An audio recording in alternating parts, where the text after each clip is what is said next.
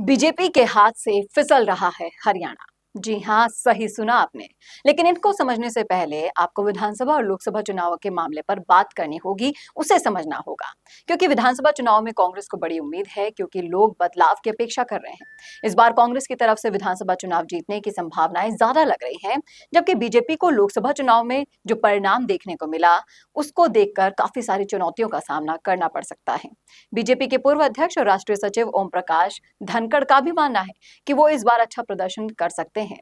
लेकिन क्या क्या चुनौतियां आएंगी और कैसे बीजेपी के हाथ से फिसल रहा है हरियाणा, आपको सब कुछ बताऊंगी डिटेल में इस वीडियो में, इसलिए बना रहेगा आखिर तक मेरे साथ। नमस्कार, मैं हूं चेतना। आप देखना शुरू कर चुके हैं संवाद भारत का, भारत के लिए।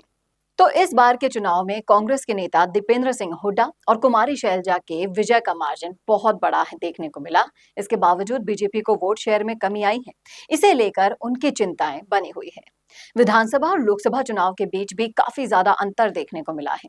लोकल मुद्दों और राज्य के मुद्दों पर वोट दिया गया है, जैसे कि किसान और अग्निवीरों के मुद्दे। दूसरी बात यह भी है कि बीजेपी में गुटबाजी और बाहरी उम्मीदवारों के प्रभाव भी देखने को मिले हैं।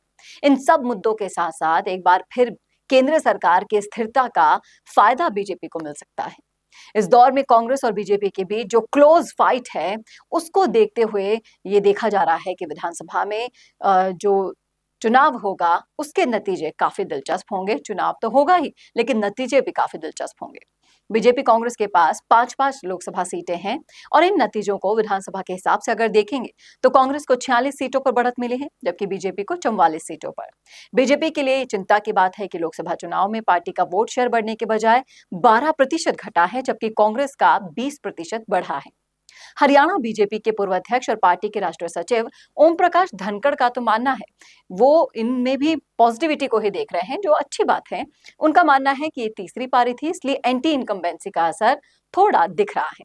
कांग्रेस सांसद दीपेंद्र सिंह हुड्डा इस बात से बिल्कुल सहमत नहीं है। उनका कहना है कि सभी 90 विधानसभा सीटों पर हमारा वोट शेयर बढ़ा है। प्रदेश की जनता बदलाव चाहती है। बीजेपी सरकार ने घोषणाओं की जो झड़ी लगाई, कांग्रेस की विधानसभा भंग करने की मांग, हरियाणा में विधानसभा चुनाव की तारीखों का ऐलान भी होना बाकी है। लेकिन यहाँ की जो सियासी हलचलें हैं, उनको देखकर प्रभारी तो नियुक्त कर दी गए हैं। केंद्रीय मंत्री धर्मेंद्र प्रधान को चुनाव प्रभारी और त्रिपुरा के पूर्व मुख्यमंत्री विप्लव कुमार देव को यहाँ सह प्रभारी बना दिया गया है। और प्रदेश के सीएम नायब सिंह सैनी कई तरह की घोषणाएं कर रहे हैं। अगले 2 महीनों में 50,000 नौकरियां, गरीबी रेखा से नीचे हर परिवार को 100 वर्ग गज के प्लॉट मुफ्त देने का ऐलान उन्होंने कर दिया है। और अंत्योदय परिवार परिवहन योजना के तहत 1000 किलोमीटर तक मुफ्त बस यात्रा भी दे दी है। अब जो दल बदल की सियासत है यहाँ पर, वो भी तेज होती जा रही है। हरियाणा के पूर्व सीएम चौधरी बंसीलाल की बहू और विधायक किरण चौधरी कांग्रेस से इस्तीफा देकर जा चुकी है बीजेपी में। उन्होंने अपनी बेटी और पूर्व सांसद श्रुति चौधरी के साथ बीजेपी की सदस्यता ले ली।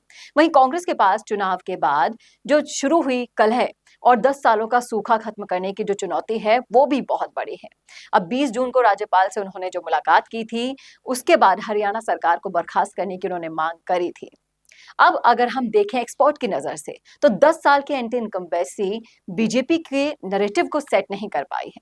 जी हाँ, बहुत से लोगों का मानना है, पॉलिटिकल एनालिस्ट का भी मानना है कि हरियाणा में जो क्लोज फाइट है ना, उनको आंकड़ों से आप नहीं समझा सकते। विधानसभा चुनाव में कोई भी पार्टी क्लीन स्वीप कर सकती है।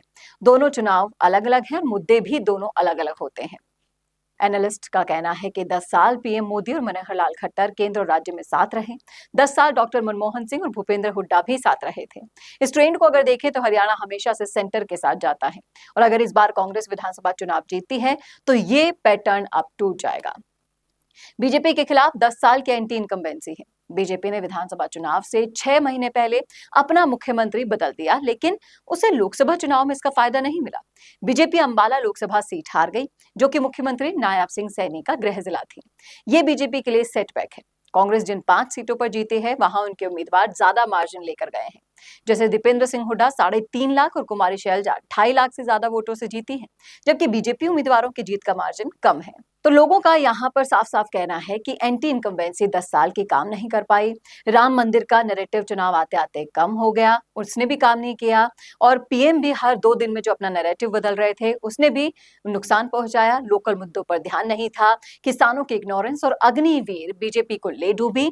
और ये सारे मुद्दे कहीं ना कहीं विधानसभा तक भी हावी रहने वाले हैं। और बीजेपी की गुटबाजी और बाहरी कैंडिडेट्स ने भी काम को बिगाड़ने का काम किया है। जी हाँ, आज पार्टी ने अगर कहीं रैली की और उसका संयोजक किसी लोकल विधायक को बनाया गया तो रैली तो हो गई, लेकिन कोऑर्डिनेशन जो था वो करने में बीजेपी फेल हो गई यहाँ पर। और ओम प्रकाश धनखड़ का कहना है कि 10 साल तक जो लंबा शासन चला, केंद्र में भी तीसरी पारी आई, तो उसका असर दिखता है। अब जिस तरीके से मैंने आपको बताया कि एक ट्रेंड यहाँ पर चलता है, अगर वो ट्रेंड बदला तो मुसीबत हो जाएगी, और अगर वो ट्रेंड रहा तो ये बीजेपी के लिए खुशखबरी होगी। उन्हें इन मुद्दों के साथ साथ जो लोकसभा में कमियां रह गई उनको भी साधना होगा, और ये ही सबसे बड़ी चुनौती है बीजेपी के लिए। और जिस तरीके से कांग्रेस का मैंने आपको बताया कि उसको फायदा ज्यादा होता हुआ दिखाई दे रहा है। एक तो लोकसभा चुनाव के रिजल्ट से वो आत्मविश्वास में आ चुकी है, और जो सिचुएशन है वो अभी कांग्रेस के पास ज्यादा एडवांटेज वाली लग रही है। आपका क्या मानना है, आप क्या सोच रहे हैं, बताइएगा जरूर कमेंट बॉक्स में। अगर आप हरियाणा की सियासत को अच्छे से समझते हैं तो बताइएगा कि इस बार का ट्रेंड क्या रहेगा।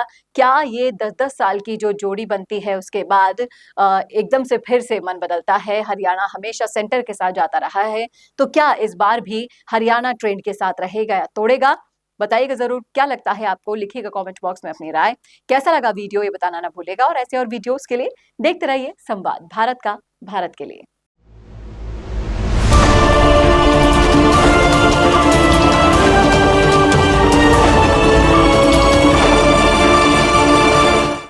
Attention, attention! Do you want to make your promotional headline news? Introducing a game-changing service. I am Varun, your go-to actor for creating impactful promotional breaking news spokesperson video to engage your audience at maximum. I specialize in dynamic, attention-grabbing breaking news videos that deliver your message with images, videos, logos, dynamic backgrounds, and suitable attires. Whether it's a product launch, a special offer, or a brand announcement, all will be done according to your needs. But here's the best part. It's not just about the visuals. It's about everything from idea to scripts, shoots to edit, and last but not the least, delivering quality video on time. Don't miss out on this exclusive opportunity. Book my gig now on Fiverr and let's make your promotion go viral.